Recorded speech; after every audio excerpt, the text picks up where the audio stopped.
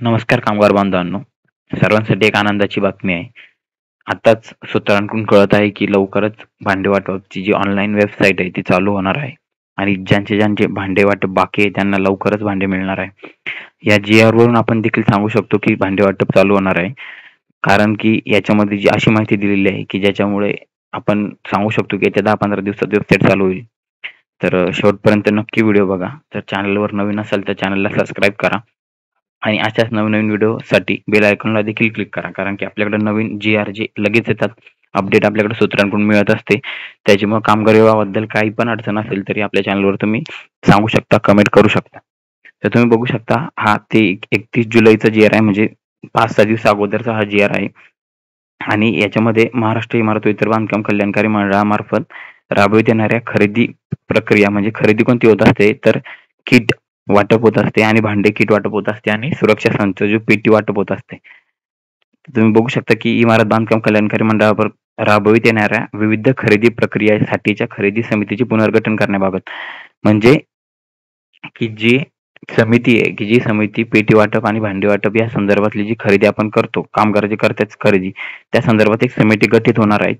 म्हणजे आता बऱ्यापैकी ती झाली असेल समिती गठीत. आता त्याच्यानंतर भांडी वाटप केव्हा चालू होणार, साईट चालू होणार हे व्हिडिओमध्ये पूर्ण जी-आरमध्ये सांगितलंय. आणि तुम्हाला काही स्कॉलरशिप रिलेटेड क्वेरी असेल किंवा अडचण असेल ती देखील तुम्ही कमेंट्समध्ये सांगू शकता. आपल्या व्हिडिओ चॅनलवरती बाकीचे व्हिडिओ पण देखील अपलोड केलेले आहेत. तुम्ही बघू शकता महाराष्ट्र शासनाचा हा जी-आर आहे. ते 31 जुलैचा 2025चा. त्याच्यासोबत ते अगोदरचे जी-आर शासन निर्णय ऑलरेडी अपलोड केलेले आहेत. तुम्ही बघू शकता प्रस्तावना काय आहे. महाराष्ट्र इमारत व इतर बांधकाम क्षेत्रात काम करणाऱ्या रोजगाराचे नियमन च्या अंमलबजावणीसाठी 2007 ला मंडळ तयार करण्यात आलेलं होतं. तुम्ही बघू शकता. हे नॉर्मल माहिती आहे. आपण पुढे जाऊया. राज्यातील इमारत व इतर बांधकाम कल्याणकारी मंडळाअंतर्गत काम करणाऱ्या कामगारांची मंडळामार्फत नोंदणी करण्यात येते. मंडळाकडे जो कर जमा होतो त्या निधीमधून नोंदणीय सक्रिय जीवित कामगारांना 29 विविध कल्याणकारी योजनांचा लाभ दिला जातो. 29 योजनांचा लाभ आपल्याला देण्यात येतो. तुम्ही चॅनलवर जाऊन बघू शकता. बऱ्याच योजनांची माहिती आपण दिलेली आहे. तुम्ही बघू शकता राज्यातील कामगारांची मंडळामार्फत नोंदणी करण्यात येते. मंडळाकडे जमा होणारा जो कर आहे त्याच्यातून.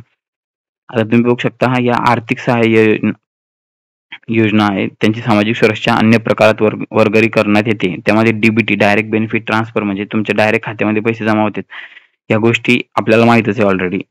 थेट बँक खात्यामध्ये ते पैसे जमा होतात. तर त्याचप्रमाणे डीबीटी इन काइंड या पद्धतीने सुरक्षा संच, अत्यावश्यक संच व गृहोपयोगी संच म्हणजे सुरक्षा संच आणि अत्यावश्यक संच म्हणजे ते पेट्या 2-2 पेट्या वेगवेगळ्या प्रकारच्या असतात त्या आणि गृहोपयोगी संच म्हणजे भांडे वाटप करण्यात येते. सदरच्या वस्तू खरेदी करताना राज्य शासनाचे खरेदी व धोरणाचे शासन केंद्रीय सतर्कता आयोग म्हणजे सीव्हीसी सेंट्रल व्हिजिलन्स कमिशन मार्गदर्शक सूचनांचे पालन करून खुली ई-निविदा प्रस्तुत करण्यात येते. तुम्ही बघितलं असेल कामगार बांधवांनो की आताच विधानसभेमध्ये हे भांडे वाटपमध्ये भ्रष्टाचार होतोय या गोष्टी होत्या यावरती चर्चा करण्यात आली होती.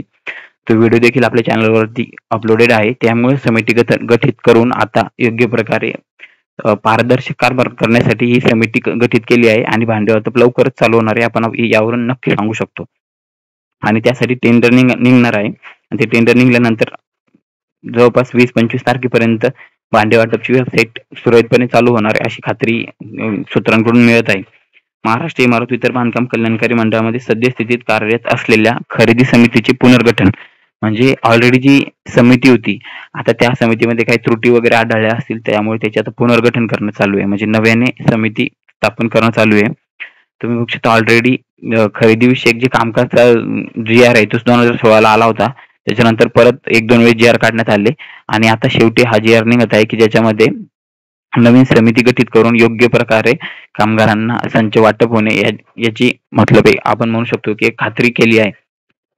तर ही माहिती तुम्ही आपण बघून घेतली आहे आणि इमारत मंडळाने सद्यस्थितीत कार्यरत असलेल्या पुनर्गठन करण्याचा प्रस्ताव केंद्र शासनाकडे पाठवणार आहे.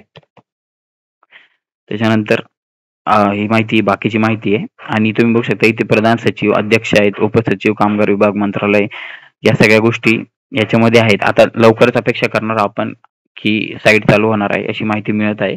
तर हा एक महत्त्वाचा जी-आर होता. तुम्हाला असेच नवीन व्हिडिओ बघण्यासाठी चॅनलला नक्की सबस्क्राईब करा आणि कमेंट करा.